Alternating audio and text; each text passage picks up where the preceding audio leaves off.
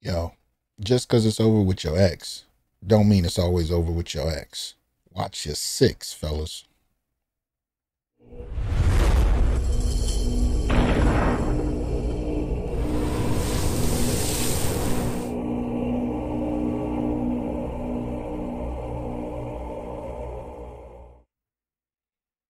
What's good, y'all? Welcome back to the Onyx Report, Black Masculinist news for the day. Uh, this one is more of a precaution. Real talk. Straight up. This one is a piece that you can actually find on fox13news.com. It is dated 6 hours ago today, September 27th. And I think it's a pretty important one. Now, you guys know I've been talking about the violence that can tend to extend from mothers, from exes. And I talk about that a lot because people, for the most part, discount the violence that women can initiate. We don't really know what to do with it. We don't know how to process it. For the most part, we don't believe it exists. And women that commit the same crimes as men get about 65 odd percent less prison time or less sentencing time than men do, because we don't, as a society, know how to process it. But this one has a couple other little dimensions that I wanted to bring out. So the title of this one is Tampa Woman Accused of Trying to Arrange Murder of Former Significant Other's Spouse. Let's delve into it. As you can tell, this is Deanna Marie Stinson, and it reads, Tampa, Florida. And by the way, shout out to that brother from Tampa for sending me this. Appreciate it. Diamond member. And one of the perks that comes with that is you can definitely send me subjects that you want me to cover. So this one comes out of Tampa, Florida. Federal officers arrested a Tampa woman who was involved in a murder for hire plot, they say. The Department of Justice said they arrested 50-year-old Deanna Marie Stinson. According to Pinellas County Jail records, Stinson was booked on Thursday. I hope y'all didn't miss that. She's 50. You would think this kind of thing would long be over. But anyway, I continue. Investigators said Stinson created an online account on a dark web website called The Website that provided murder for hire services on June 24th. On the following day, she said she submitted an order to request a hitman to complete a quick hit in southern Florida. The target was the spouse of her former significant other. The order included the victim's name, address, and photo, officials said. They said Stinson sent 4 additional orders and over $12,000 in Bitcoin for the service. During this time, Stinson repeatedly messaged administrators of the website and purported hitmen, requesting that the job be completed as soon as possible, and even offered a bonus if the hit was completed by a specific date, according to a news release by the Department of Justice. When Stinson had not received a status update from administrators of the website on July 31st, 2021, she requested that the administrators reassign the job to someone who has a history of getting jobs done, because she needed the job done ASAP, right? Eventually, law enforcement said they received information about Stinson's murder for hire request. They said they obtained records from her Bitcoin account that showed her using the virtual currency through the website. An undercover agent contacted Stinson posing as a hitman for the website, officials said. They recorded a phone call with Stinson. She was heard confirming she wanted the victim killed and would send additional Bitcoin money so that the transaction could not be traced, according to the DOJ.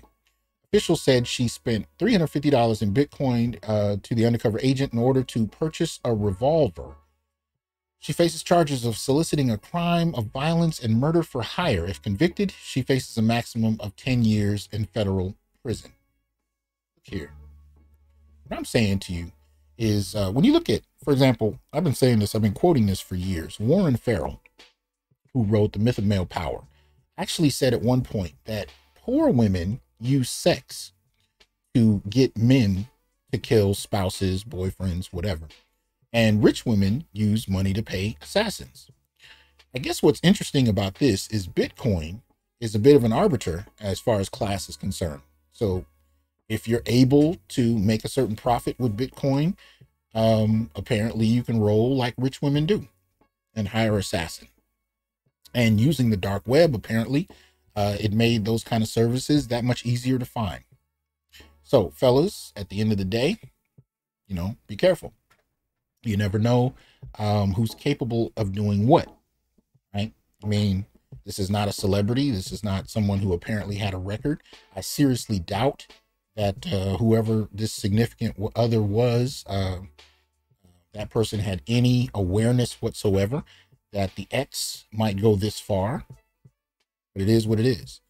And as BGSs want to talk about what he calls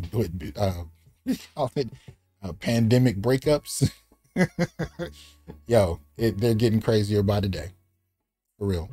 So luckily she was caught before anything went down, but that just begs the question, how many people don't get caught, right? How many people have died because they were paid to assassinate someone? And see, again, when you look at the records and when you start to look through the data as far as intimate partner homicide, for that matter, one of the difficulties is, statistically, men tend to abuse using their own hands. Women tend to use weapons a little more often, and, which is an off-the-book kind of remark that Farrell's point speaks to, will tend to use assassins. And if those assassins succeed, right, even if the assassin is caught, it just goes in the record as one man killing another. The fact that he serves as proxy for her doesn't make the record. So when you start to talk about homicide rates in terms of who's initiating what between men and women, there's a whole nother side to this that isn't even part of the actual equation, right? Now, I have seen men initiate violence on women by calling female family members and whatnot, because they, for the most part, know if they do the job themselves, it is not, they're going to jail, right? There is no middle ground on that. But I've seen them get women in their families, for example, to physically assault, women that they're upset with, or women who have physically assaulted them. I've definitely seen that happen. When you talk about assassins that are out to kill somebody, now, I've heard this kind of story over and over again. The difference, though, is I've rarely heard the dark web being invoked, and I definitely haven't heard of anybody using Bitcoin. That's some new shit. So all I can say, fellas, is, watch your six. Really. That's all I can say. Be careful. End things, and if you're going to end it, stand on it like a rock. Keep it moving. But at the end of the day, you never know what people are capable of. So just be mindful. This kind of shit is happening. All the crazy stories you guys have seen me been, reporting in the last year, y'all know. Don't ever underestimate anybody, because it can go down for real. So anyway, hope y'all have a good one. Take it easy. Peace.